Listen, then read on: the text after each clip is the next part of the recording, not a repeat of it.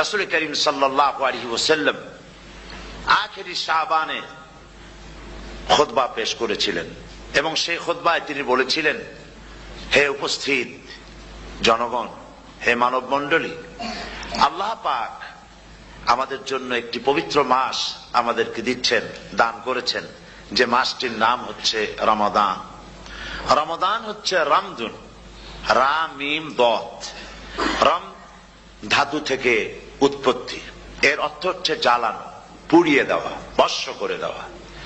রমাদান, রমজান মুবারকে যারা নাকি সিয়াম সাধনা করে, আত্মত্যাগ করে, অর্থাৎ তিতিক্ষা, ত্যাগ এবং তিতিক্ষা করে, রমজান মুবারকে আল্লাহ পাক যেভাবে রোজা চান ওইভাবে যারা রোজা রাখে, তাদের সমস্ত গুনাহ সমূহকে আগুন যেমন আবর্জনাকে জ্বালিয়ে দেয়, রোজা যদি সঠিকভাবে কারো হয় তাহলে তার গুনাহগুলিকে এইভাবে জ্বালিয়ে ভস্ম করে দেয়।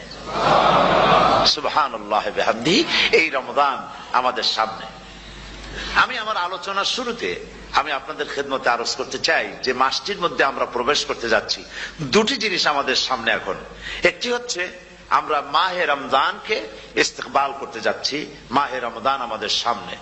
দোয়া করে নেই যে আল্লাহ পাক এই পবিত্র রমজানের সম্মান করার মতো তৌফিক আমাদেরকে দান করো, আর যেভাবে রোজা রাখলে পরে তুমি খুশি হও সেইভাবে আমাদেরকে রোজা রাখার তৌফিক দান করো, বলি আমিন। এটি হচ্ছে সর্বশ্রেষ্ঠ মাস আল্লাহ পাক মুসলমানদের জন্য দান করেছেন। আবারও বলি আলহামদুলিল্লাহ। কোরআন শরীফের মধ্যে আল্লাহ সমস্ত ইবাদতের কথা বলেছেন, কিন্তু ডিটেইলস আলোচনা করেন নাই। হজ করতে হবে, কিন্তু উকুফে আরাফা করতে হবে, রমিয়ে হিজার করতে হবে, রমিয়ে জিবার করতে হবে, তারপরে 7 বার তাওয়াফ করতে হবে, সাফা মারওয়া সাই করতে হবে। এগুলি কিন্তু কোরআন শরীফে আসে নাই, ডিটেইলস আসে নাই। নামাজ পড়তে হবে, কিন্তু জোহরে কয় রাকাত, আসরে কয় রাকাত, মাগরিবে কয় রাকাত, এই রাকাতগুলি কিভাবে বিন্যস্ত করতে হবে কোরআন শরীফে তা আসে নাই, বর্ণনা করা হয়নি। যাকাত দিতে হবে, কিন্তু কত টাকা হলে কত টাকা দিতে হবে, কত মন ধান হলে কতটুকু দিতে হবে, কত ছাগল হলে, কত গরু হলে, কত পরিমাণ সোনা হলে, কত পরিমাণ রৌপ্য মজুদ থাকলে যাকাত দিতে হবে, এর বিস্তারিত বিবরণ কোরআন শরীফে আসে নাই। চিন্তা হতে পারে যে তাহলে এগুলো আমরা পাইলাম কই? আমরা পেয়েছি কোরআনের ব্যাখ্যা হচ্ছে রাসূল করিম সাল্লাল্লাহু আলাইহি ওয়াসাল্লাম, হুজুর এটাকে আমাদেরকে বলে দিয়েছেন। তিনি শারে ছিলেন, শরীয়ত প্রণেতা ছিলেন। তো সমস্ত ইবাদতকে আল্লাহ পাক সংক্ষেপে সংক্ষেপে তিনি আউটলাইন অথবা গাইডলাইন তিনি দিয়েছেন আল্লাহ পাক। রমজান মুবারক হচ্ছে একমাত্র ইবাদত যে রমজান সম্পর্কে আল্লাহ পাক ডিটেইলস পূর্ণ একটি রুকু আল্লাহ পাক আলোচনা করেছেন। সুবহানাল্লাহ। রোজা শুরু করবেন কোনখান থেকে, শেষ করবেন কোথায় গিয়ে, সফরে প্লেনে যখন চলবেন তখন আপনার রোজার অবস্থা কি হবে, যদি দেশে যান তখন কি হবে, অসুস্থ হলে কি হবে, কিভাবে রোজা রাখবেন, কিভাবে রোজা ভাঙবেন, তারপরে কখন শুরু হবে, কখন কি হবে ইত্যাদি বিস্তারিত বিবরণ। রোজার মতো করে এত অন্য কোন ইবাদতের ব্যাপারে আল্লাহ এতটা বলেন নাই যতটা বলেছেন রোজার ব্যাপারে। তাহলে নিশ্চয়ই বুঝতে পারছেন রোজাটা অত্যন্ত গুরুত্বপূর্ণ ইবাদত। সবটাই গুরুত্বপূর্ণ, কিন্তু রোজাটা আল্লাহর কাছে বেশি গুরুত্বপূর্ণ। সুবহানাল্লাহ। আচ্ছা, বেশি গুরুত্বপূর্ণ কেন সে কথা কি বলবো? অবশ্যই বলবো। বেশি গুরুত্ব এই কারণে, আল্লাহ পাক বলেছেন, এটা হচ্ছে হাদিসে কুদসি। আল্লাহ পাক বলেছেন, আস-সাওমু লি ওয়া আনা আজজি বিহি। অন্য রিওয়ায়াতে এসেছে ওয়া আনা উজজা বিহি। আস-সাওমু লি, রোজা হলো আমার জন্য। কে বলতেছেন বলুন তো? আল্লাহ পাক বলছেন রোজা হচ্ছে আমার জন্য, রোজার পুরস্কার আমি দেব। অন্য বর্ণনায় এসেছে রোজা আমার জন্য আর রোজাদারের পুরস্কার আমি আল্লাহ নিজেই পুরস্কার। সুবহানাল্লাহ, সুবহানাল্লাহ। তাহলে প্রশ্ন আসে, আল্লাহ পাক বলছেন রোজা আমার জন্য, আস-সাওমু লি। আল্লাহ তো এই কথা কোথাও বলেননি আজ-যাকাতুলি, আস-সালাতুলি, আল-হাজ্জুলি। রোজা আমার কি বলে, যাকাত আমার জন্য, হজ আমার জন্য, নামাজ আমার জন্য, এ কথা কিন্তু আল্লাহ বলেন নাই। অবশ্যই আমরা যাকাত হোক, নামাজ হোক, হজ হোক কার জন্য করি? আল্লাহর জন্য করি। রমজানের ব্যাপারে আল্লাহ খাস করেছেন যে আস-সাওমু লি, রোজা আমার জন্য। এই কথাটার অর্থ কি, তাৎপর্য কি, ব্যাখ্যা কি, সিগনিফিকেন্স কি? এর সিগনিফিকেন্স হচ্ছে এই যে প্রত্যেকটা ইবাদতের দুটি ধরন আছে। কয়টা ধরন বলুন তো?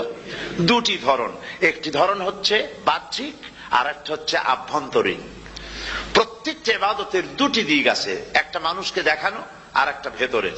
যেমন নামাজ, একটি লোক নামাজ পড়ে না, কিন্তু এমন একটা সমাবেশের মধ্যে পড়ে গেছে সবাই নামাজ পড়ে। এখন আমি যদি নামাজ না পড়ি তাহলে লোকে বলবে কি? তখন উজু আছে কি না আছে দাঁড়ায় গেল আল্লাহু আকবার।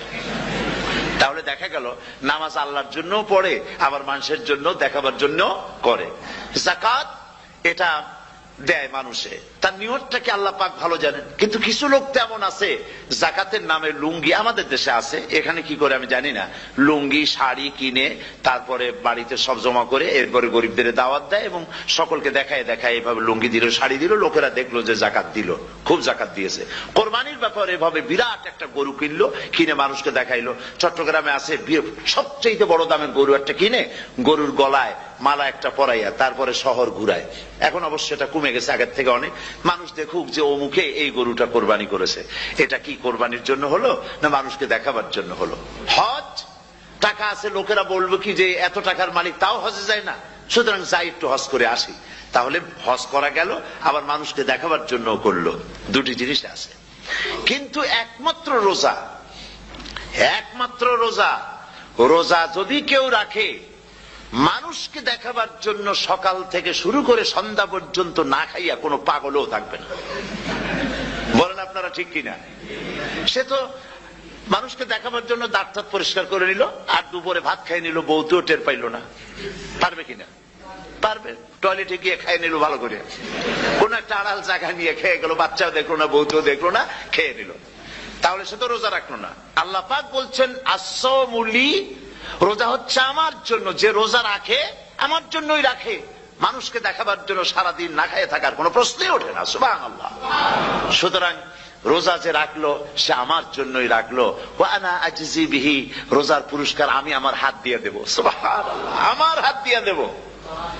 ম্যানেজার যদি বলে এই কাজগুলি করলে পরে বেতন, নির্ধারিত বেতন পাবা, আর এইটা যদি করো তাহলে বেতনটা আমি দেবো আমার হাত দিয়া, তাহলে এমপ্লয় যারা তারা বুঝতেই পারবে যে মালিক যখন নিজেই দেবে তাহলে ম্যানেজারের মতো দেবে না, মালিক মালিকের মতোই বড় করে দেবে। তো আল্লাহ পাক ফেরেশতাদের কাছে এটা রাখেন নাই, সব নাকি তোমরা লেখো গিয়া, আর রোজার সওয়াব আমার হাত দিয়ে আমি দেব। সুবহানাল্লাহ।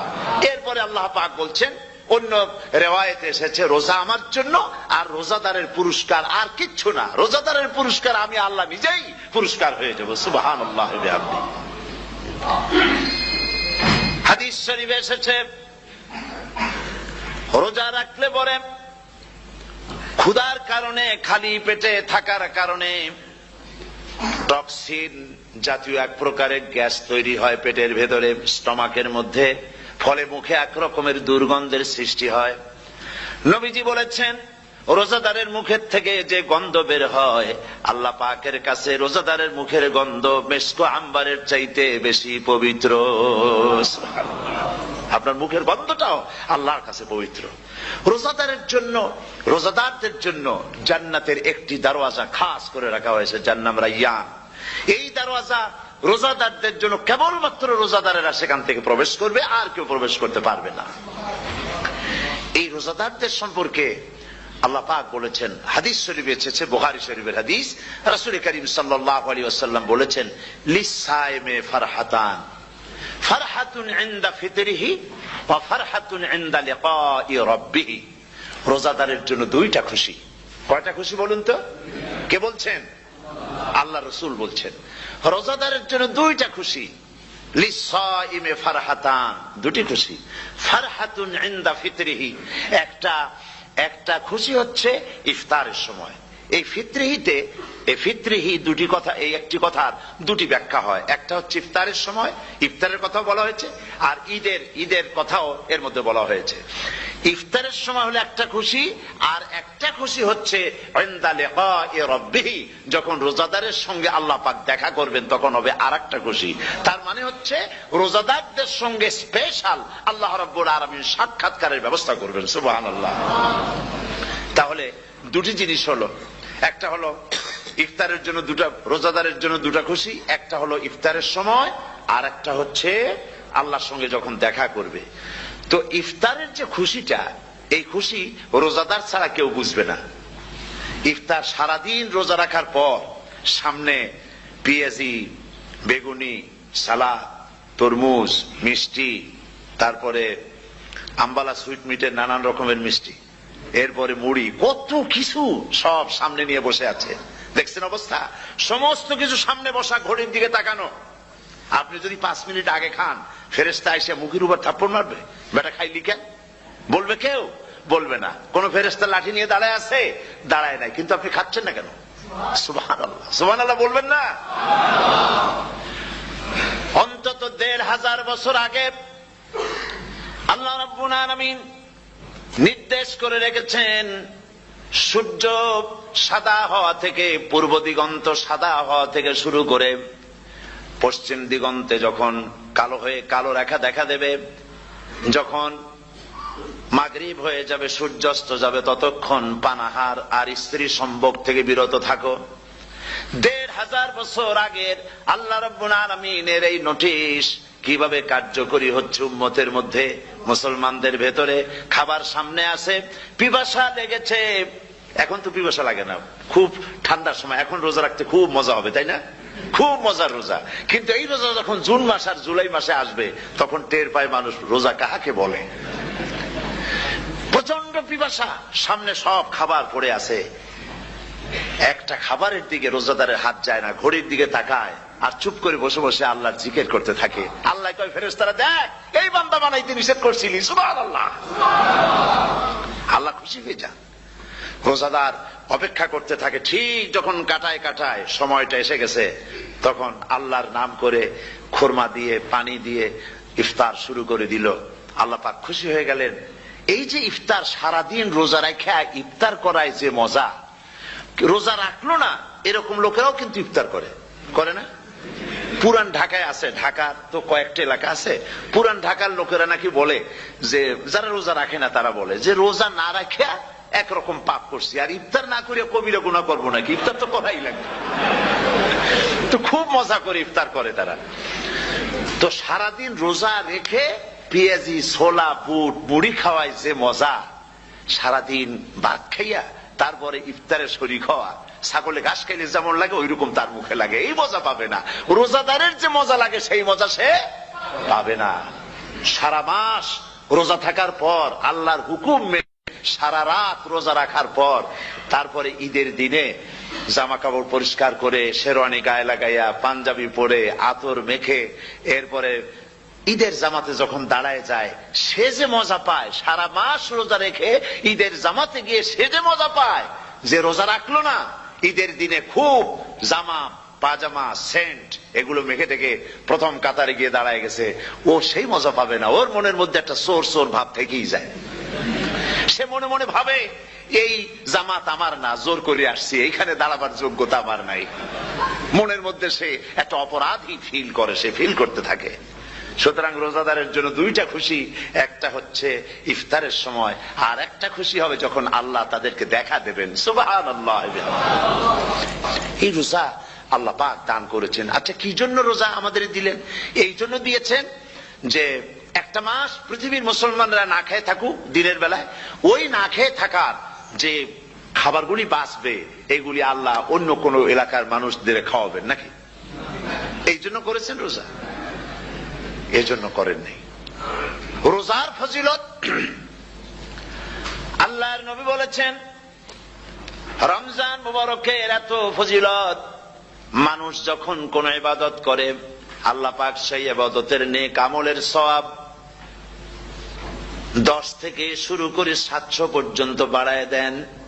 10 থেকে শুরু করে 700 করে 700 বাড়ায় দেন, ইল্লা সাওম, রোজা ছাড়া।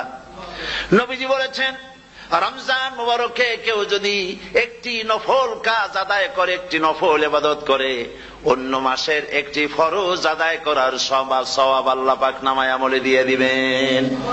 রমজান মুবারকে কেউ যদি একটি ফরজ আদায় করে, অন্য মাসের 70টি ফরজ আদায় করার মতো সওয়াব আমল নামায় আল্লাহ দিয়ে দিবেন। সুবহানাল্লাহ। এই মাস আমাদের সামনে, আল্লাহু আকবার বলি, আল্লাহু আকবার বলি, আলহামদুলিল্লাহ। এই পবিত্র মাস আমাদের সামনে। এই মাসে এত সওয়াব, নফল হয় ফরজের মতো, আর ফরজ হয় 70টা ফরজের মতো। এত সওয়াব কেন হইল? আমরা না খেয়ে থাকি সেই জন্য নাকি? বলতে পারেন কেন হলো? একটি কারণ, শাহরু রমাদান আল্লাযী উনজিলা ফীহিল কুরআন। সুবহানাল্লাহ বলবেন না? এই রমজান মাস হচ্ছে সেই মাস যে মাসে আল্লাহ রাব্বুল আলামিন কোরআনে কারীমকে নাজিল করেছেন। এই মাসের মধ্যে একটি রাত আছে, খায়রুম মিন আলফি শাহর, যে রাতটি 1000 মাসের চাইতে বেশি গুরুত্বপূর্ণ আল্লাহর কাছে। সুবহানাল্লাহ। একটি রাত 1000 মাসের চাইতে গুরুত্বপূর্ণ। 1000 মাস ক্যালকুলেটর দিয়ে হিসাব করলে দেখা যায় যে 1000 মাসে 83 বছর 4 মাস হয়। তাহলে তার অর্থ কি এই যে একটানা 83 বছর 4 মাস ইবাদত করলে যে সওয়াব হবে, এই রাত্রে ইবাদত করলে সেই সওয়াব হবে? হতে পারে, এরকম হতে পারে, কিন্তু ব্যাখ্যাটা কি? ব্যাখ্যাটা হচ্ছে আরবিতে আলফুন শব্দ দিয়ে 1000 বোঝানো হয় না। আরবিতে যখন আলফুন বলা হয় তাহলে বোঝা যায় সংখ্যাধিক্য, বিপুল সংখ্যা, হাজার হাজার, হাজার হাজার, থাউজেন্ডস এন্ড থাউজেন্ডস। এইটাকে বোঝাবার জন্য আরবিতে ব্যবহার করা হয় আলফুন, হাজার হাজার। তাহলে আল্লাহ কি বুঝাতে চাচ্ছেন? আল্লাহ রাব্বুল আলামিন তিনি আয়াত দ্বারা বুঝাতে চান, এর ব্যাখ্যা হচ্ছে এই পৃথিবীর মানবতার কল্যাণের জন্য, এই পৃথিবীর মানুষের ভালাইয়ের জন্য, মঙ্গলের জন্য হাজার হাজার মাস ধরে এই পৃথিবীর মানুষের যে কল্যাণ হয় নাই, এই রমজান মোবারকে একটা রাত আছে যেই রাতে আল্লাহ রাব্বুল আলামিন মানবতার সেই কল্যাণ করেছেন। সেই কল্যাণ কি দিয়ে করেছেন? শাহরু রমাদান আল্লাযী উনজিলা ফীহিল কোরআন, কোরআন নাজিল করে পৃথিবীর মানুষকে সেই কল্যাণ আল্লাহ দিয়েছেন। সুবহানাল্লাহ। বন্ধুগণ, কোরআন, কোরআন কি নিয়ামত আমাদের কাছে! সেই নিয়ামতকে আমরা চিনলাম না, আমরা বুঝতে পারলাম না কত বড় নিয়ামত আল্লাহ আমাদের দান করেছেন। এই কোরআন যেন আপনি শুনতে পারেন, পড়তে পারেন, বুঝতে পারেন, সেই জন্য আল্লাহ রাব্বুল আলামিন শরিয়াত কি সুন্দর ব্যবস্থা করেছে। কোরআন শোনার জন্য রমজান মুবারকে তারাবিহের নামাজের ব্যবস্থা করা হয়েছে। সুবহানাল্লাহ, সুবহানাল্লাহ। যারা সব সময় পড়তে পারেন না, কোরআন তেলাওয়াত জানেন না, অথবা সারা বছরও এক খতম কোরআন শরীফ পড়া হয় না, শরিয়াত কি সুন্দর বিধান করলো যে আপনি যেন 30 পারা কোরআন শরীফ শুনতে পারেন। এই ব্যবস্থা তারাবিহের নামাজের মধ্যে শরিয়াত করে দিয়েছে। আলহামদুলিল্লাহ, আলহামদুলিল্লাহ। যাদের টাকা কড়ি আছে আমি তাদেরকে অনুরোধ করব, যদি পারেন তাহলে মেহেরবানি করে রমজান মুবারকে উমরা পালন করবেন। আমি উমরার নিয়ত করে এসেছি, ঢাকা থেকে উমরার নিয়ত করে এসেছি, আপনাদেরকে দেখে গেলাম। আর আমি এখান থেকে ডাইরেক্ট মদিনা মুনাওয়ারায় চলে যাব ইনশাআল্লাহ। লাইলাতুল কদর পর্যন্ত হারামাইনুশ শরীফাইনে কাটাতে চাই, নিয়ত করেছি। আপনারা দোয়া করুন আল্লাহ যেন কবুল করেন। কি মজা যখন আপনি হারামাইনুশ শরীফাইনে যখন তেলাওয়াত শুনবেন, আপনার কাছে মনে হবে যেন কোরআন শরীফ নাজিল হতেছে। সুবহানাল্লাহ। সেখানে তো নামাজের পরে হাত তুলে মোনাজাত করা হয় না, শুধুমাত্র রমজান মুবারকে বেতেরের নামাজের মধ্যে ইমাম সাহেব হাত তুলে মোনাজাত করেন। গত বছর রমজান মুবারকের লাইলাতুল কদরে আমি ছিলাম, গত কয়েক বছর ধরে আল্লাহ যাওয়ার তৌফিক দিয়েছেন দয়া করে। সেখানে লাইলাতুল কদরে পত্রিকাগুলি লিখেছে 30 লাখের উপরে লোক ছিল মক্কা শরীফের, হারাম শরীফে 30 লাখের উপরে। যখন তেলাওয়াত হচ্ছে, মোনাজাত করতেছেন ইমাম সাহেব কাঁপতেছেন, মোনাজাত করতেছেন, কাঁদতেছেন, আর গোটা হারাম জুড়ে কান্নার রোল পড়ে গিয়েছে। কিভাবে কাঁদতেছেন! সারাদিন মানুষ রোজা রেখে তারপর ইফতার করতে যখন বসে, আমি সেই জান্নাতের কথা কেমনে আপনাদের বুঝাবো? রসগোল্লা কেমন লাগে বক্তৃতা দিয়ে 6 ঘন্টা বক্তৃতা দিয়েও বুঝানো যাবে না। যদি মুখের মধ্যে ঢুকাইতে পারি তাহলে বুঝবেন যে মজাটা কি। এটা তো আমি বুঝাইতে পারবো না কি মজাটা লাগে। সারাদিন রোজা রাখার পর সমস্ত লক্ষ লক্ষ মুসল্লিরা বসে আছে মক্কা শরীফে, কাবা শরীফ সামনে, এখানে বসে আছে। রোজাদারের সামনে আছে জমজমের পানি আর মদিনা মুনাওয়ারার খুরমা। আল্লাহর ঘর সামনে, জান্নাতের থেকে আর কাকে বলে! সুবহানাল্লাহ। আর মসজিদে নববীর ভিতরে মদিনার আকর্ষণ কাশাস আলাদা। মদিনা শরীফের আপনাকে যদি পাইয়া যায় কোন আরব, কোন মাদানী, আপনারা ছাড়বেই না, আদর করে পাশে বসাবে, তোমারে আমি এই জিনিস খাওয়াবো, এইটা দিয়ে ইফতার করাবো, আমার কাছ দিয়ে তুমি উঠতেই পারবে না, আপনাকে জোর করে বসায় দিবে। মসজিদে নববীতে রিয়াদুল জান্নাহ রাসূল করিম সাল্লাল্লাহু আলাইহি ওয়াসাল্লামের কবর শরীফের কাছে বসে আপনি ইফতার করতেছেন, কত বড় নসিব। সেই জন্য আমি বলি, হলিডে করার জন্য আমেরিকা, সিঙ্গাপুর, হাবিজাবি এই সমস্ত ঘুরে কোনো লাভ নাই। হলিডে করতে চান, রমজান মুবারকে চলে যান হারামাইনুল শরীফাইন, মদিনা আল মুনাওয়ারা, মক্কা আল মুকাররমা, কপাল খুলে যাবে, জিন্দেগীর সমস্ত গুনাহ খাতা আল্লাহ পাক মাফ করে দিবেন। রাসূল করিম সাল্লাল্লাহু আলাইহি ওয়াসাল্লাম বলেছেন, রমজান মুবারকে যে উমরা করলো সেজন্য হজ আদায় করলো। সুবহানাল্লাহ।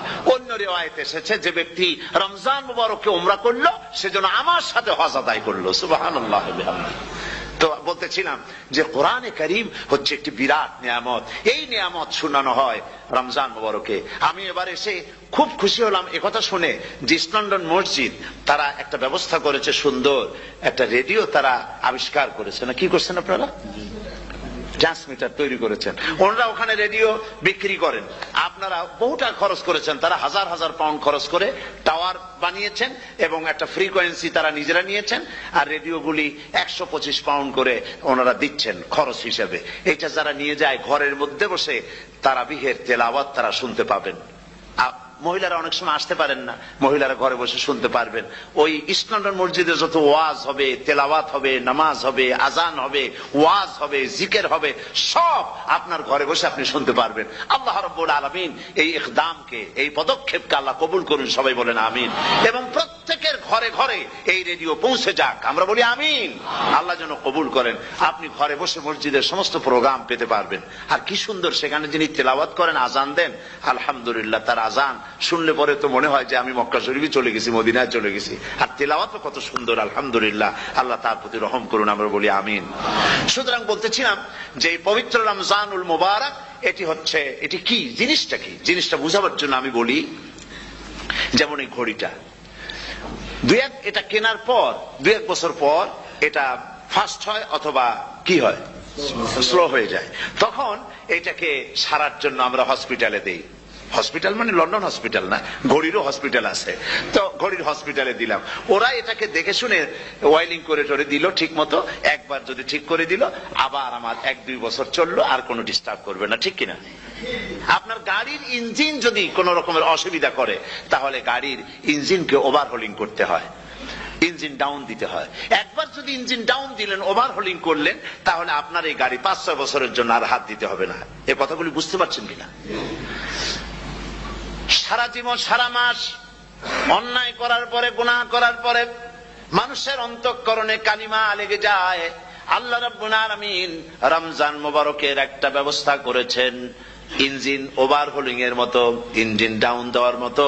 আপনার কালকে, আপনার আত্মাকে, আপনার বিবেককে, আমার বিবেককে পরিষ্কার করার জন্য রমজান মাস করে দিয়েছেন। রমজান মুবারকের একটি মাসের কোর্স যদি কমপ্লিট করা যায়, তাকওয়া দিয়া যদি ভরে দেওয়া যায়, তাহলে বাকি 11 মাস আরামসে চলবে, কোনো অসুবিধা হবে না। নবীজি বলেছেন, রমজান মুবারকে মাস আসার সঙ্গে সঙ্গে আল্লাহ রাব্বুল আলামিন তিনি জান্নাতের সমস্ত দরজাগুলি খুলে দেন, আর জাহান্নামের সব দরজাগুলি আল্লাহ রাব্বুল আলামিন বন্ধ করে দেন। সুবহানাল্লাহ। আর শয়তানকে শৃঙ্খল দিয়ে বেঁধে ফেলা হয়, শিকল দিয়ে শয়তানরা বান্ধা হয়ে যায়। এই হাদিসটা যখনই শোনাই বিভিন্ন জায়গায়, লোকেরা বিভিন্ন জায়গায় প্রশ্ন করে, হুজুর কোন তো যে শয়তানরে বান্ধা হয়, কিন্তু রমজান মাস হতো লোকেরা মদ খায়, মিথ্যা কথা কয়, তাহলে শয়তান বান্ধা থাকলো কেমনে? আমি বলি, দেখেন, এরও ব্যাখ্যা আছে। এর ব্যাখ্যা হলো এই, কোন কোন ঘড়ি আছে একবার চাবি দিলে 6 মাস চলে, আর একবার চাবি দিলে 2 বছর চলে, আবার চাবি দিলে লাইফ চলে যায়। এরকমের ঘড়িও আছে। কোন কোন মানুষের শয়তানে এমন চাবি দিছে যে চাবিতে 6 মাস চলে, কোনটায় 10 মাস চলে, কোনটায় বছর চলে। রোজার মাসেও যারা গুনাহ করে, শয়তানে এমন চাবি দিছে যে রোজার মাসেও বন্ধ হচ্ছে না। এরা শয়তানের খপ্পরে পড়ে গেছে। আল্লাহ এই চাবি থেকে মুসলমানদেরকে হেফাজত করুন, বলি আমিন। জোরে বলেন আমিন। শয়তান থেকে পানাহ কেউ দিতে পারে না, কোন গভর্নমেন্ট পারবে না। ব্রিটিশ গভর্নমেন্ট পারবে নাকি? আমেরিকান গভর্নমেন্ট কেউ পারবে না। শয়তান থেকে পানাহা দিতে পারে কেবলমাত্র কে? ওই আল্লাহ রাব্বুল আলামিন আমাদেরকে শিখায় দিয়েছেন, শয়তানের ওয়াসওয়াসা থেকে আমার কাছে পানাহা চাও। আউযু বিল্লাহি মিনাশ শাইতানির রাজীম। বিতাড়িত মরদুদ শয়তানের ওয়াসওয়াসা থেকে পানাহা চাই, আল্লাহর কাছে পানাহা চাও। আল্লাহ পাক বলেন আমি পানাহা দিতে পারি শয়তানের ওয়াসওয়াসা থেকে। শয়তান থেকে আশ্রয় একমাত্র সিকিউরড, নিরাপত্তা পেয়েছেন আল্লাহর পয়গম্বরেরা। সুবহানাল্লাহ। আম্বিয়া আলাইহিমুস সালাম তারা আল্লাহ কর্তৃক নিয়ন্ত্রিত। শয়তানের ক্ষমতা নাই পয়গম্বরদের কাছে যাওয়া। চতুর সীমানার ভেতরে শয়তান প্রবেশ করে কোন নবীকে ওয়াসওয়াসা দিতে পারবে না। বলি সুবহানাল্লাহ। এই জন্য শয়তান থেকে বেঁচে যাওয়া, শয়তানের ওয়াসওয়াসা থেকে বাঁচা খুবই কঠিন। সেই জন্য আল্লাহ পাক বলছে শয়তানকে বেঁধে রাখা হয়, জান্নাতের সমস্ত দরজা খোলা, জাহান্নামের সমস্ত দরজা বন্ধ হয়ে যায়। এই নিয়ামতের মাস আমাদের সামনে। প্রত্যেকটি যখন কোন ওয়ার্কশপ হয়, তো ওয়ার্কশপের জন্য এক একটা কি বলে সিলেবাস থাকে। রমজান মুবারক একটা ওয়ার্কশপ। এই ওয়ার্কশপের মধ্যে একটা সিলেবাস আছে, সেই সিলেবাসের নাম হচ্ছে কোরআন। কোরআন কোরআন কোরআন নাজিলের মাসে আমরা কি কোরআন তেলাওয়াত করি? বলেন। রোজা হচ্ছে, হাদিস শরীফের মধ্যে বলা হয়েছে আস-সাওমু জুন্নাহ, রোজা হচ্ছে ঢাল। রোজা কি কন্ত? ঢাল। বোঝেন তো ঢাল কি? প্রোটেক্টর। আপনি জিহাদের ময়দানে, যুদ্ধের ময়দানে নিরাপত্তার জন্য, বাইরের থেকে আক্রমণকে ফিরাবার জন্য কি ব্যবহার করেন? ঢাল ব্যবহার করেন। রোজা হচ্ছে ঢাল। শয়তানের সমস্ত আক্রমণ থেকে বাঁচার জন্য রোজা হচ্ছে ঢাল। রোজার দিনে কেউ যদি আপনার সাথে ঝগড়া করে, তাহলে রাসূল বলেছেন তুমি বলো, তুমি ঝগড়ায় প্রবৃত্ত হবে না। তোমার সাথে যদি কেউ ঝগড়া করে, তুমি বলবে ইন্নী সাইম, আমি রোজাদার। আমি তোমার মতো ঝগড়া করতে আমিও পারি, আমি তোমার মতো গালাগালি দিতে পারি, কিন্তু আমি দেব না, ঝগড়াও করব না, গালিও দেব না, মারামারিও করব না, কারণ আমি রোজাদার। সুবহানাল্লাহ। রোজা আপনাকে গুনাহ থেকে বাঁচায় দেবে। দেখেন রোজা কিভাবে গুনাহ থেকে বাঁচায়। মিথ্যেবাদী, মিথ্যেবাদী সারাক্ষণ মিথ্যে কথা বলে, কিন্তু রোজার মাস আসছে। এখন মিথ্যাবাদী যারা, তাদের ঘনিষ্ঠ লোকদের কাছে শুনেছি যে তারা বলে, যদি কোনো লোক দিনের বেলা আইসা যায় আর এমন কথা, যে কথা বলতে গেলে মিথ্যা বলা ছাড়া উপায় নাই তার জন্য, সে তখন বলে ভাই তুমি তো অসময় আসছো, এখন আমি খুব ব্যস্ত, আই এম ভেরি বিজি, তুমি রাত্রে আসো। কথা বুঝতে পেরেছেন তো? রোজা হচ্ছে কি? রোজাটা কি বলে? ঢাল। কোন মেয়ে লোকের দিকে চোখ পড়লো, আহা আমি তো রোজাদার, চোখকে সাথে সাথে নিচে নামায় ফেললো। গানের আওয়াজ আসলো, আমি তো রোজাদার, সে গানটা শুনলো না। কাজী সমস্ত গুনাহ থেকে বাঁচার জন্য রোজা একটা বিরাট হাতিয়ার। সুবহানাল্লাহ। এই মাসে আল্লাহ রাব্বুল আলামিন এই মাসটা, এই রোজাটা কেন দিয়েছেন? লাআল্লাকুম তাত্তাকুন, ইয়া আইয়ুহাল্লাযীনা আমানু কুতিবা আলাইকুমুস সিয়ামু কামা কুতিবা আলাল্লাযীনা মিন ক্বাবলিকুম লাআল্লাকুম তাত্তাকুন। হে বিশ্বাসীরা, তোমরা যারা ঈমান এনেছো, শোনো, আমি রোজাকে তোমাদের জন্য ফরজ করেছি, যেমন করে ফরজ করেছিলাম তোমাদের পূর্বপুরুষদের উপরে। রোজা শুধু আমাদের উপরে ফরজ হয়েছে তা না, আমাদের আগে যারা যেসব নবীরা আসছিলেন তাদের উপর রোজা কি ছিল? ফরজ ছিল। সুতরাং এই রোজা তোমাদের উপরে ফরজ। এই জন্য লাআল্লাকুম তাত্তাকুন, যাতে করে তোমরা কি হতে পারো? পরেজগার হতে পারো। কি হতে পারো? পরেজগার, মুত্তাকি হতে পারো, আল্লাহকে ভয় করতে পারো। একমাত্র আল্লাহ